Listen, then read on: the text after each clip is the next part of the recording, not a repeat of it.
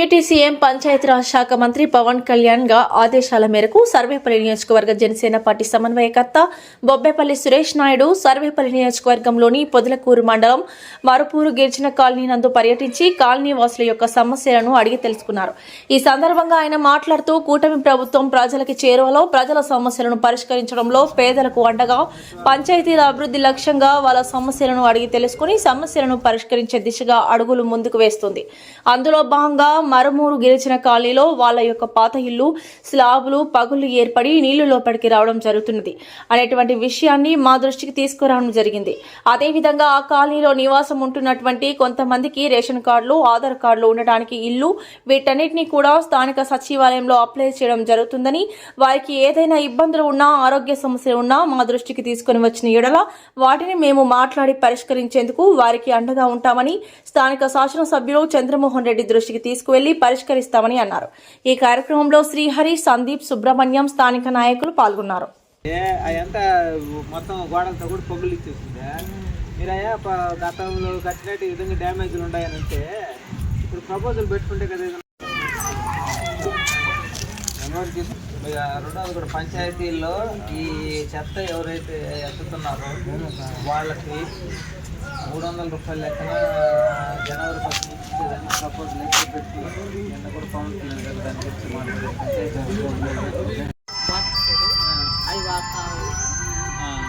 ఇప్పుడు మీరు చెప్పేదేనండి ఆ పాపకు సంబంధించి ఇంకేదన్నా ఇదైతే కొద్దిగా అది గట్టిపడేదానికి ఏమైనా సొల్యూషన్ ఈసారి కొంచెం అడగండి.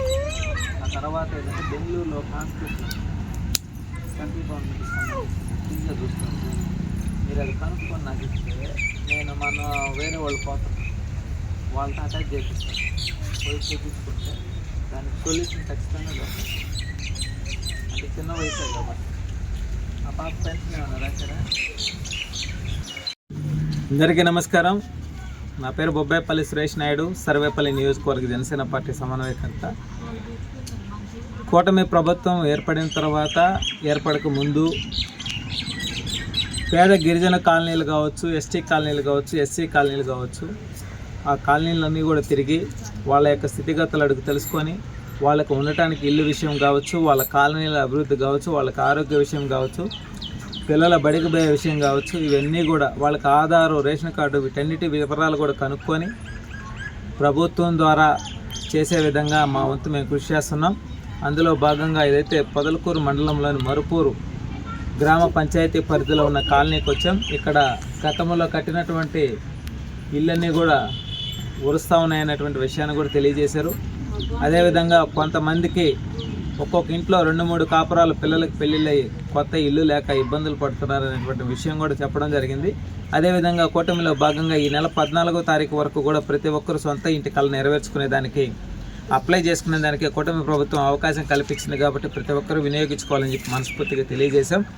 అదేవిధంగా ఏదైతే పిహెచ్సిలు, సిహెచ్సిలు వైద్యాన్ని అందించేటువంటి గ్రామాల్లో ఉన్నటువంటి హాస్పిటల్స్లో ఎవరికి వైద్యం అందకపోయినా సరిగా చేయకపోయినా మాకు ఇంటిమేషన్ చేసిన వెళ్ళడం మేము వచ్చి దగ్గరుండి మాట్లాడి మీకు వైద్యాన్ని అందించేదానికి మా వంతు మేము కృషి చేస్తామని చెప్పి మనస్ఫూర్తిగా తెలియజేశాం.